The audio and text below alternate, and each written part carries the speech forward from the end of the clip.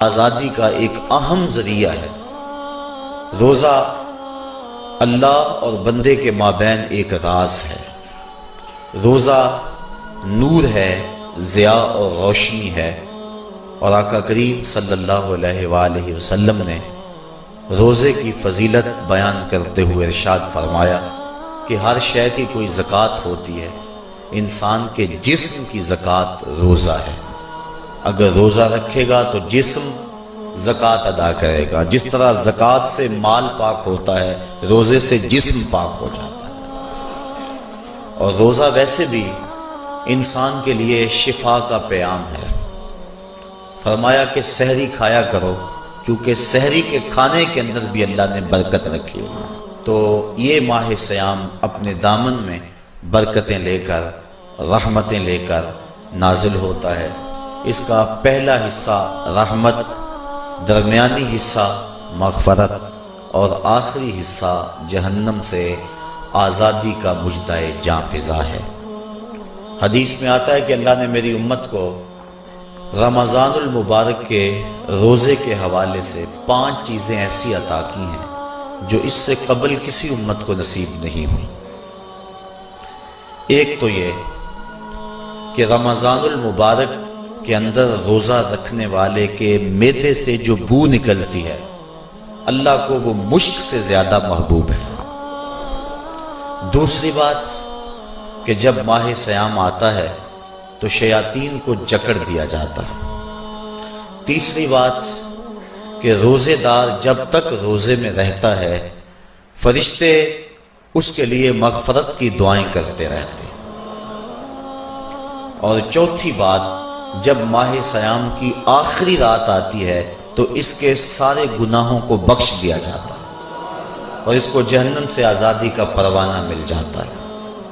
بلکہ ایک صحابی نے حضور سے عرض کی کہ آقا کریم، جو یہ جہنم سے آزادی کا پروانہ مومن کو ملتا ہے تو کیا یہ لیلۃ القدر کی رات ہے؟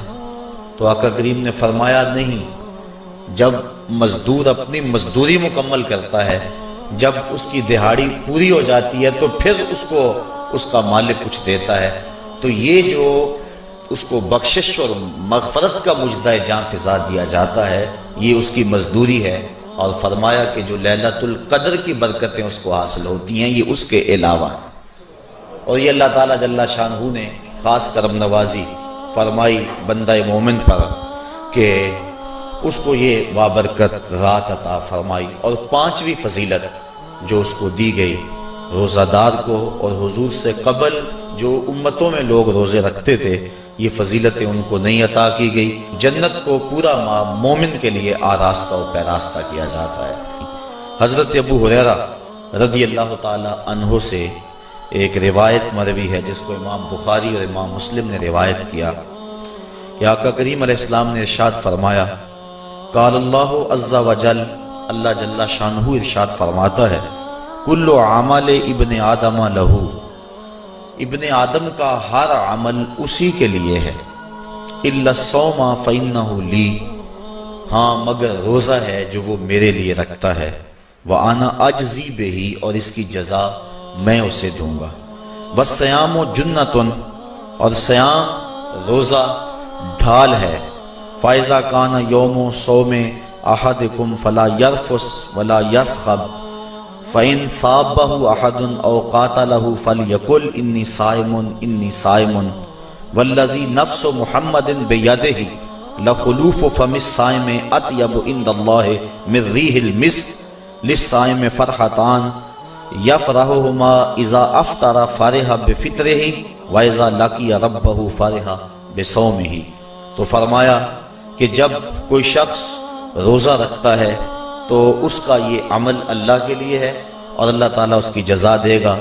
روزہ ڈھال ہے، جب کوئی شخص روزہ رکھے تو وہ اس کے اندر کوئی اللہ کی نافرمانی نہ کرے، یہاں تک کہ اگر اس کو کوئی شخص گالی بھی دے تو وہ یہ کہے کہ میرا روزہ ہے، میں صائم ہوں، میں نے روزہ رکھا ہوا ہے، یہ کہہ کے لڑنے والے کو، الجھنے والے کو ٹال دے۔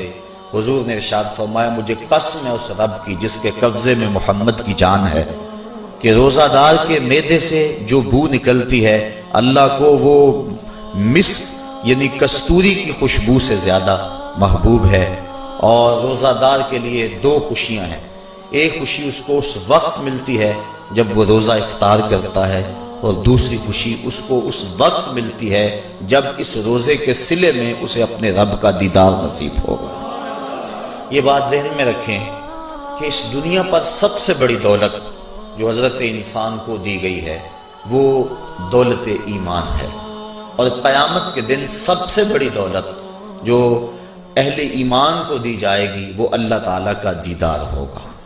جنت کے حور و قصور، جنت کے محلات، جنت کی اعلی نصب نعمتیں، دنیا کی کوئی دولت اور دنیا کی کوئی نعمت جنت کی کسی نعمت کا مقابلہ نہیں کر سکتی، لیکن جنت والے جنت میں جا کر جس نعمت کو سب سے بڑا سمجھیں گے، اور وہ ہوگی بھی حقیقت میں سب سے بڑی نعمت، ایسی نعمت کہ اس نعمت کے ملنے پہ باقی ساری نعمتوں کو بھول جائیں گے، وہ یہ ہے کہ رب اپنے رخ کرم سے پردہ ہٹا دے گا اور ان کو اپنا دیدار عطا فرما دے گا۔